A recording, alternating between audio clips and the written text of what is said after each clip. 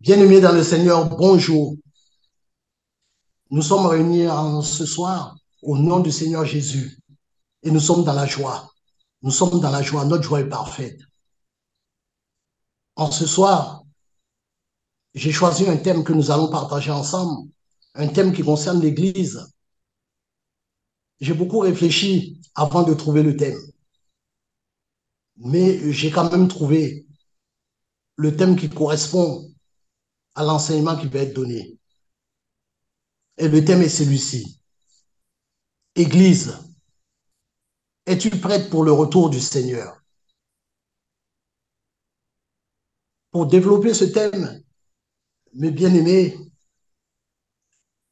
je vais vous dire que j'ai fait quelques recherches et j'ai trouvé que il est écrit 9 fois la nouvelle naissance dans le Nouveau Testament. 20 fois le Nouveau Testament parle du baptême. 70 fois dans la Bible parle de la repentance et environ 300 fois la Bible parle du retour de Jésus. Du commencement, qui est l'Ancien Testament, l'Ancienne Alliance, jusqu'à la Nouvelle Alliance, les textes parlent du retour de Jésus. Mais avant d'arriver au retour de Jésus, nous allons parler du son des trompettes. Parce que comme vous avez lu dans la Bible, le retour du Seigneur Jésus se fera au son de la trompette. Mais qu'est-ce que le son de la trompette? C'est un symbole, la trompette, qui existe dans la Bible, mais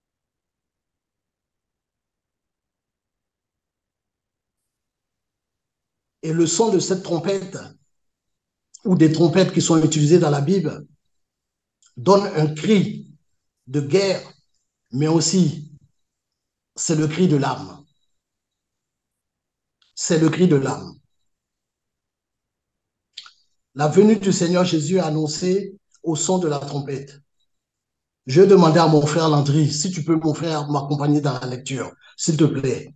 Nous allons prendre Ézéchiel, chapitre 33, au verset 3.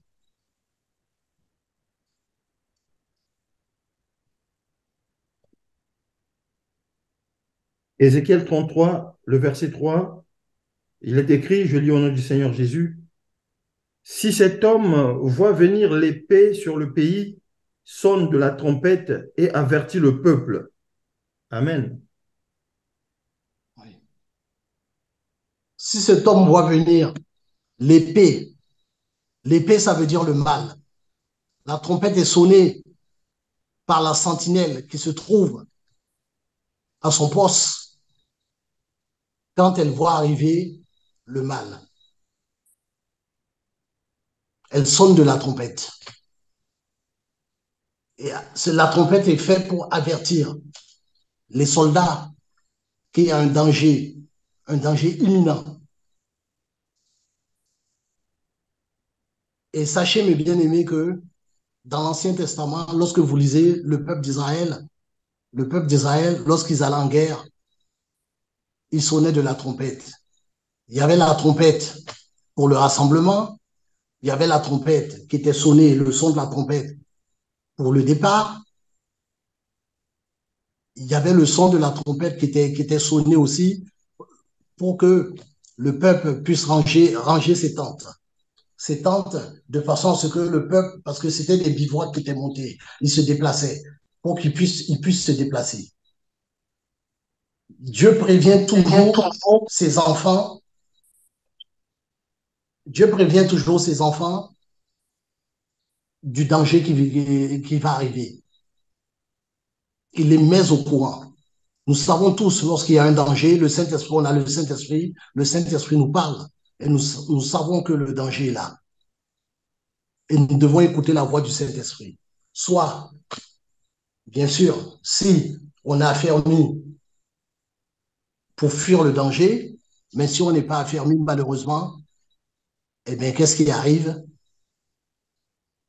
eh bien, on est pris par le danger. On est pris par ce danger. Et ce danger peut être de toute nature, de toute nature. Physique, ça peut être la maladie, ça peut être aussi une attaque aussi, spirituellement. Donc c'est pour ça que Dieu, il avertit ses enfants. Nous devons être à l'écoute du Saint-Esprit. Lorsque nous lisons, si je peux faire une lecture, s'il te plaît, mon frère, dans Josué, chapitre 6, au verset 8.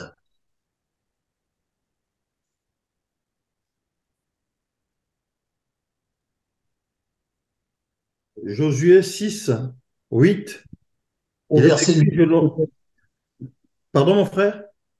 Oui, c'est ça, oui. Josué Josué, 6, le chapitre verset 8. 8.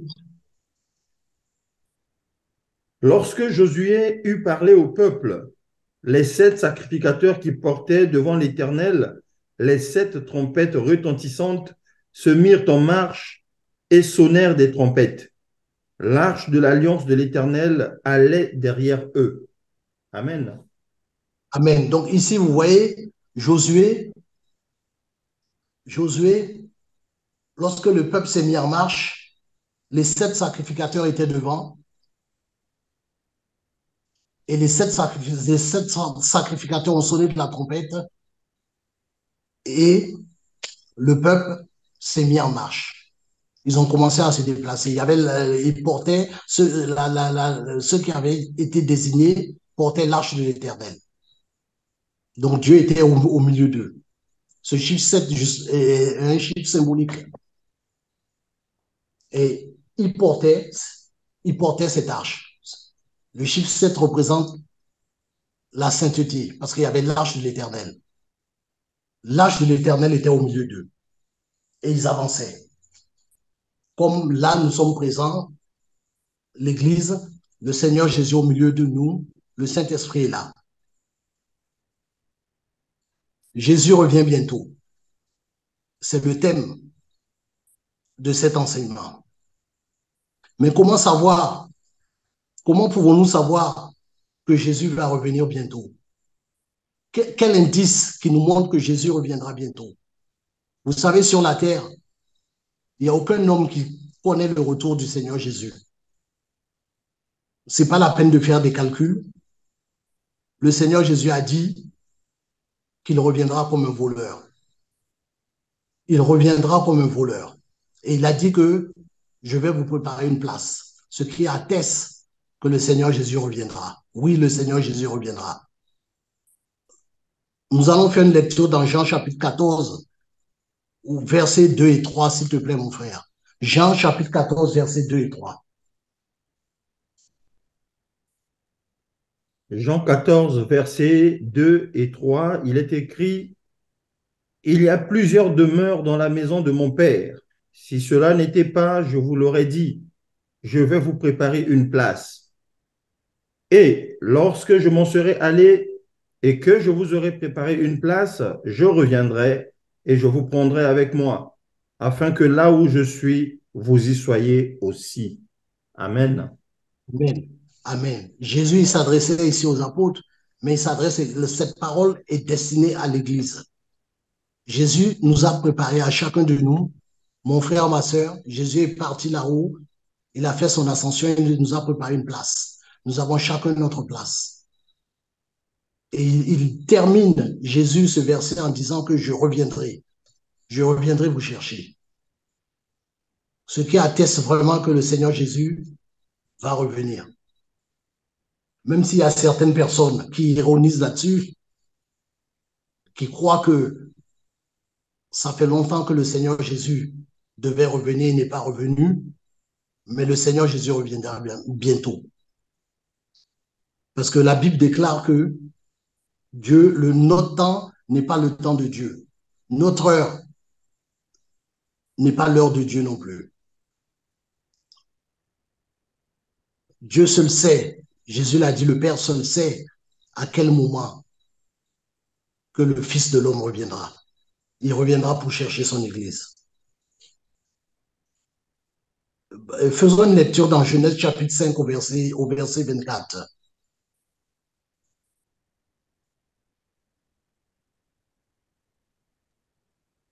Genèse 5, le verset 24. Oui, s'il te plaît, mon frère. Enoch marcha avec Dieu, puis il ne fut plus, parce que Dieu le prit. Amen. Amen. Et dans 2 Rois, au chapitre 2, verset 11, 2 Rois, chapitre 2, verset 11. 2 Rois 2, 11. Je lis au nom du Seigneur Jésus. Comme il continuait à marcher en parlant, voici un char de feu et des chevaux de feu les séparèrent l'un et l'autre. Et Élie monta au ciel dans un tourbillon. La Bible nous montre que 2 personnes ont connu l'enlèvement. Et Enoch, le verset se termine en disant que et il fut enlevé. La deuxième personne qui a connu l'enlèvement, c'est Élie. Bien sûr, avant Jésus, c'est Élie. Élie, avant que Jésus ne revienne. Élie a été enlevé. Et il a été enlevé sous les yeux de son serviteur Élisée. Élisée l'a vu. Il l'a vu monter. Son manteau est même tombé. Élisée a ramassé son manteau. Donc, ce qui prouve que l'enlèvement aura bien lieu. Il n'y a pas de doute là-dessus. Ce que le Seigneur a dit est vrai. Toute la Bible est vraie. Tout chapitre de la Bible est vrai. Tout verset de la Bible est vrai. Maintenant, il faut marcher par la foi. Nous devons croire. Ce que nous lisons, nous devons croire que ça se passera ainsi. Ça ne se passera pas autrement. Ça se passera comme c'est écrit. Parce que Dieu l'a décidé ainsi. Et dans le psaume 18 au verset 31, il est écrit que les voies de Dieu, comme je vous l'ai dit, ce sont des voies qui sont parfaites. Dieu ne se trompe pas. Il ne se trompe pas. C'est lui qui a tout créé. Il connaît le passé, il connaît le présent, il connaît l'avenir. Et tout ce il a écrit, tout ce qui est écrit dans sa parole, c'est exactement cela. Exactement cela. Donc nous pouvons nous attendre à ce que toutes les prophéties qui sont marquées dans la Bible s'accomplissent à la lettre.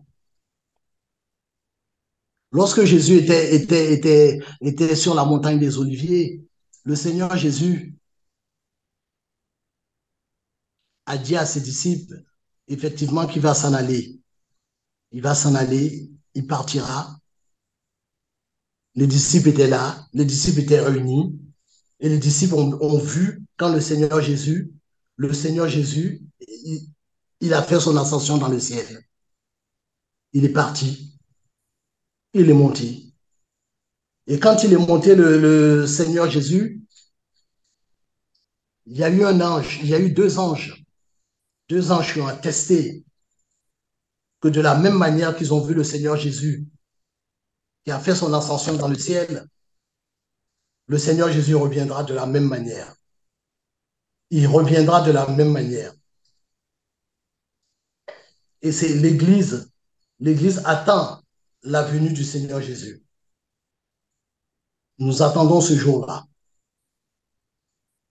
Et nous pouvons le voir, nous pouvons le lire dans Actes chapitre 1er au verset 11, mon frère Landry, s'il te plaît.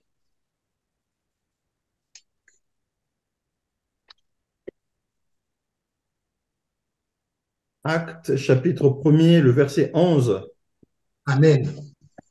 Et dire, hommes galiléens, pourquoi vous arrêtez-vous à regarder au ciel? Ce Jésus qui a été enlevé au ciel du milieu de vous reviendra de la même manière que vous l'avez vu allant au ciel. Amen. Amen. Qu'est-ce qu'on peut en tirer comme leçon concernant l'Église? Ce qu'on peut en tirer comme leçon concernant l'Église, c'est que l'Église est en alerte maximale. Le retour de Jésus est imminent. Son retour est imminent.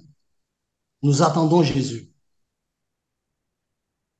Effectivement, la Bible ne nous dit pas à quel moment précis Jésus va revenir, mais il y a quelques indices qui sont donnés dans la Bible qui nous montre que le Seigneur Jésus reviendra, que nous sommes sur les temps de la fin. Nous sommes sur les temps de la fin. Les prophéties s'accomplissent. Les prophéties s'accomplissent. Le Seigneur Jésus a dit dans l'une des prophéties, je rassemblerai tous les Israélites qui ont été dispersés dans tous les coins de la terre. Et nous voyons que la nation d'Israël est un peuple souverain maintenant. Ceux qui étaient exilés sont revenus.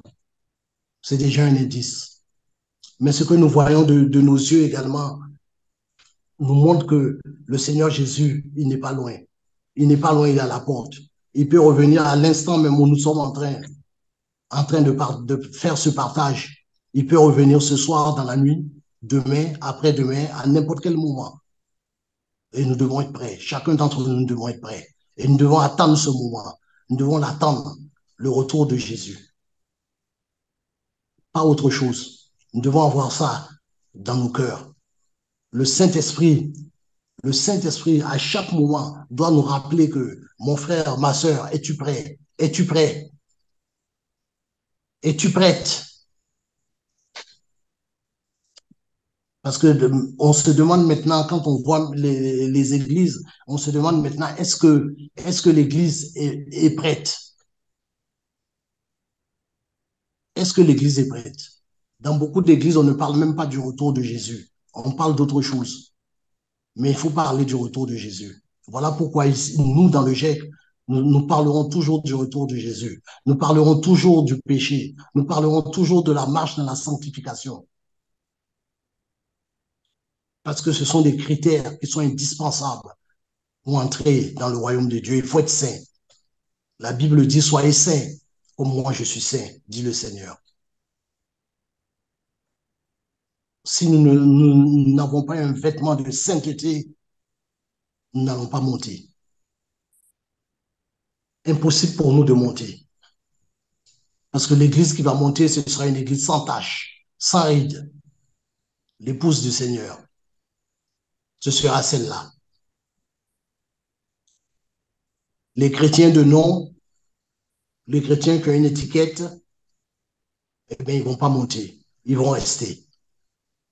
Ils vont rester, premièrement, parce que, eh bien, ils n'attendent pas le retour de Jésus. Parce que quand on attend le retour de Jésus, on se prépare. Quand vous partez en voyage, vous allez pour prendre un avion, vous préparez vos bagages. Donc, celui qui attend le retour de Jésus se prépare. Il se prépare au retour de Jésus. Il attend son Seigneur, son époux.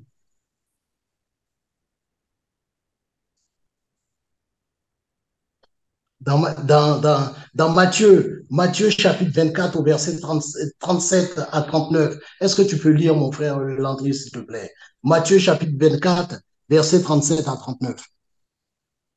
Matthieu 24, 37 à 39, il est écrit, ce qui arriva du temps de Noé arrivera de même à l'avènement du Fils de l'homme. Car dans les jours qui précédèrent le déluge, les hommes mangeaient et buvaient, se mariaient et mariaient leurs enfants, jusqu'au jour où Noé entra dans l'arche. Et ils ne se doutèrent de rien jusqu'à ce que le déluge vint et les emporta tous. Il en sera de même à l'avènement du Fils de l'homme. Amen. Amen, amen. Merci, mon frère. Est-ce que vous vous rendez compte, mes frères et sœurs? Est-ce que vous vous rendez compte? Est-ce que l'Église se rend compte de ce que le frère Landry vient de lire? Il en sera comme au temps de Noé. Le temps de Noé, c'est dans la Genèse. Et le Seigneur dit, il en sera comme au temps de Noé. Les gens mangeaient, buvaient, se mariaient, la distraction. Personne ne pensait. Personne ne pensait à ce que Dieu allait intervenir.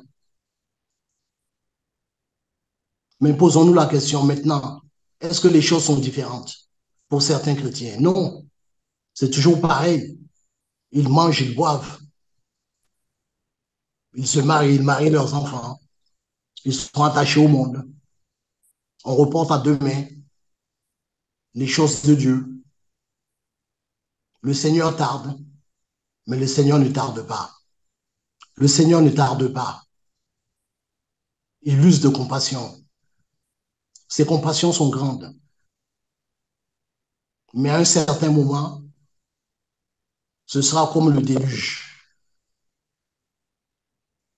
Dieu a usé de compassion, de façon à ce que certains contemporains de Noé puissent rentrer dans l'arche. Ils n'ont pas voulu monter dans l'arche. C'est pour ça, moi, je dis à certains chrétiens, lorsque je parle avec certains chrétiens, je parle du retour de Jésus, je leur dis,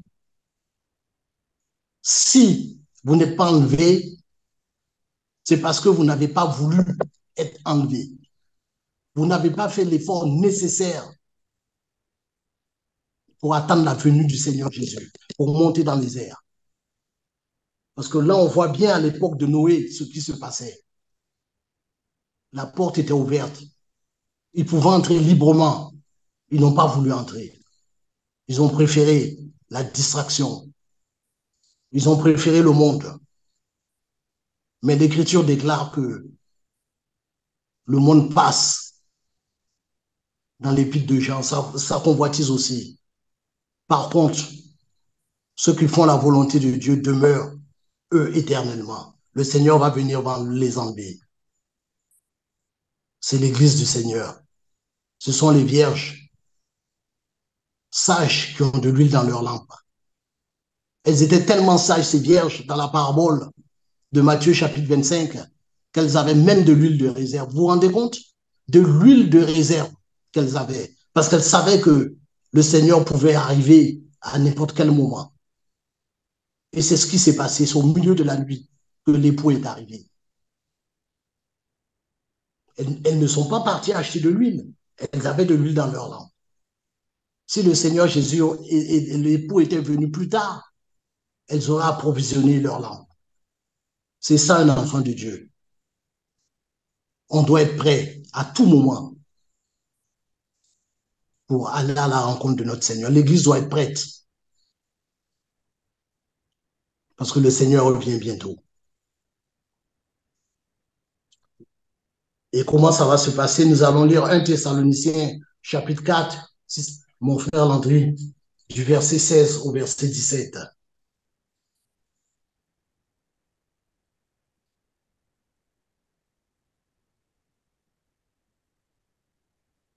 1 Thessaloniciens 4, versets 16 à 17. 16 à 17, s'il te plaît, mon frère. 1 Thessaloniciens 4, 16 à 17. Il est écrit, car le Seigneur lui-même a un signal donné, à la voix d'un archange et au son de la trompette de Dieu, descendra du ciel. Et les morts en Christ ressusciteront premièrement. Ensuite, nous les vivants, qui serons restés, nous serons tous ensemble enlevés avec eux sur des nuées, à la rencontre du Seigneur dans les airs. Et ainsi, nous serons toujours avec le Seigneur. Amen. Amen. Ça se passera ainsi. Ça se passera ainsi, comme le frère Landry vient de le dire, au son de la trompette. Ce sera un moment de joie pour nous, un moment merveilleux pour nous, parce que nos yeux verront Jésus, notre Seigneur et notre Dieu, celui qui nous a dit, je reviendrai bientôt. Nous avons cru à cette parole et nous allons voir cette parole s'accomplir ce jour-là. Le Seigneur Jésus viendra nous chercher et nous allons monter dans les airs à la rencontre de notre Seigneur. Bien sûr, pas avec ce corps-là. Quand nous allons arriver dans les airs, la Bible nous dit que nous serons changés en un clin d'œil. Mais l'essentiel, c'est que nos yeux verront Jésus. Nous le verrons face à face. Et c'est ce que je souhaite à mon frère. C'est ce que je souhaite à ma sœur. C'est que chacun de nous, nous le voyons face à face. Nous allons faire une petite lecture, mon frère. Faisons une lecture dans 1 Timothée, dans 2 Timothée, s'il te plaît, chapitre 3, du verset 1 à 2. 2 Timothée 3, 1 à 2. Je lis au nom du Seigneur Jésus. Sache que dans les derniers jours, il y aura des temps difficiles, car les hommes seront égoïstes, amis de l'argent, fanfarons, hautains, blasphémateurs, rebelles à leurs parents, ingrats, irréligieux, insensibles, déloyaux, calomniateurs, intempérants, cruels, ennemis des gens de bien, traîtres, emportés, enflés d'orgueil, aimant le plaisir plus que Dieu. Je continue, mon frère. Amen, Et amen. ayant l'apparence de la piété, mais reniant ceux qui ont fait la force, éloigne-toi de ces hommes-là. Amen. Oui, amen. Voilà un indice. Un indice, vous voyez bien, vous vivez comme moi dans ce monde-là, bien que nous ne faisons pas partie du monde. Nous sommes ambassadeurs de Christ. Nous ne faisons pas partie du monde, mais nous vivons dans le monde. Nous voyons bien ce qui se passe. Ce qui vient de lire mon frère Landry, c'est exactement ce qui se passe. Ça nous montre que le Seigneur est à la porte. Faisons une petite lecture également, mon frère, dans 1 Timothée, au chapitre 4, verset, chapitre 4, verset 1 à 5, s'il te plaît. 1 Timothée 4, versets 1 à 5. Oui. Je lis au nom du Seigneur Jésus. Mais l'Esprit dit expressément que dans les derniers temps, quelques-uns abandonneront la foi pour s'attacher à des esprits séducteurs et à des doctrines de démons, par l'hypocrisie des faux docteurs portant la marque de la flétrissure dans leur propre conscience, prescrivant de ne pas se marier et de s'abstenir d'aliments que Dieu a créés pour qu'ils soient pris avec action de grâce par ceux qui sont fidèles et qui ont connu la vérité. Car tout ce que Dieu a créé est bon, et rien ne doit être rejeté pourvu qu'on le prenne avec action de grâce, parce que tout est sanctifié par la parole de Dieu et par la prière. Amen, amen, amen. Hein? Vous voyez, dans les derniers temps, ce qui va arriver, la Bible dit, certains se refroidiront. Non seulement ils vont se refroidir, mais ils iront s'attacher à de fausses doctrines, des doctrines de démons. Il faut faire attention à cela, mes frères. Faites attention à cela, mes sœurs, pour que vous ne soyez pas séduits par ce genre de doctrine.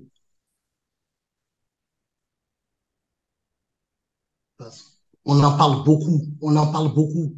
Partout où vous allez maintenant, on parle de ça. Vous entendez ça. Il faut faire attention.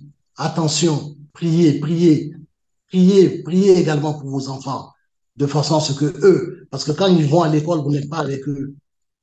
Quand ils sont sur le chemin et rentrent de l'école, vous n'êtes pas avec eux. Priez pour que le Seigneur Jésus puisse protéger vos enfants. Et dans 1 Corinthiens chapitre 2, verset 9, mon frère, si tu peux lire, s'il te plaît.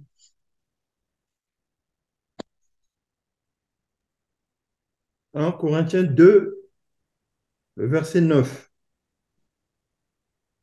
Mais comme il est écrit, ce sont des choses que l'œil n'a point vues, que l'oreille n'a point entendues, et qui ne sont point montées au cœur de l'homme, des choses que Dieu a préparées pour ceux qui l'aiment. Amen. Amen, amen, amen, amen. Voilà, des choses que Dieu a préparées pour ceux qui l'aiment. Le Seigneur nous avertit au travers du Saint-Esprit. Il nous parle, soyons à l'écoute du Saint-Esprit. Dans le livre de Job, au chapitre 33, au verset 14, le Seigneur aussi dit, qu'il nous avertit par des songes, des rêves, des visions, lorsqu'on est endormi sur notre couche. Le Seigneur nous parle. Écoutons la voix du Saint-Esprit. Prions de façon à ce que nous ayons un cœur et un esprit bien disposés pour entendre ce que le Seigneur nous dit. Ayons une attitude, une marche digne d'être appelés des enfants de Dieu. Parce que tout va dépendre de cela. Le Seigneur va séparer. Il va séparer les vierges sages des vierges folles. Et moi, je souhaite que nous faisons tous partie des vierges sages. tous. Nous sommes là pour ça. Et nous travaillons avec l'aide de Dieu, bien sûr, par le Saint-Esprit à notre salut. Et pour terminer, nous allons faire deux petites lectures dans Apocalypse chapitre 22 au verset 17. Si tu peux lire, mon frère, s'il te plaît. Apocalypse 22, le verset 17. Et, et l'esprit et l'épouse disent, viens. Et que celui qui entend dise, viens. Et que celui qui a soif vienne. Que celui qui veut prenne de l'eau de la vie gratuitement. Alléluia. Alléluia. Et au verset 22, s'il te plaît. Et au Apocalypse 22 au verset 20, s'il te plaît. Le verset 20 d'Apocalypse 22. Celui qui atteste ces choses dit, oui, je viens bientôt. Amen. Viens, Seigneur Jésus. Amen, amen, amen, amen. Vous voyez, dans Apocalypse chapitre 22 au verset 17, le frère vient de dire que l'esprit et l'épouse disent, viens. L'esprit, le Saint-Esprit et l'épouse disent, viens. L'épouse, c'est l'Église. Nous devons dire au Seigneur Jésus, viens, viens Seigneur, nous t'attendons. Nous t'attendons. Le Seigneur Jésus lui-même, il le dit au verset 22, je viens. Seigneur, nous t'attendons, c'est notre prière. Reviens, reviens bientôt. Maranatha, c'est un mot en hébreu, mais qui veut dire que Jésus revient et revient bientôt. Nous allons terminer là, mes frères. Mettons-nous en prière. Seigneur Jésus, nous te louons, te bénissons, te rendons grâce, Seigneur. Te remercions, Seigneur Jésus, pour l'enseignement que tu nous as donné ce soir. Nous sommes à ton école, oh mon Seigneur. Et nous voulons, Seigneur, que tu puisses nous aider. Tu puisses aider, Seigneur Jésus, l'Église à être prête pour ton retour. Car tu reviens bientôt, Jésus. Tu es à la porte, Seigneur. Seigneur, tu es à la porte. Et nous pouvons dire ce soir, avec l'aide du Saint-Esprit, Jésus, viens. Viens, Seigneur. Parce que nous savons, Seigneur Jésus, que l'œuvre que tu as commencée en nous, tu l'achèveras, Seigneur. Tu l'achèveras, Seigneur, pour ton retour. Nous te louons, nous te bénissons, nous te rendons grâce, Père. Dans le nom de Jésus, nous avons prié. Amen.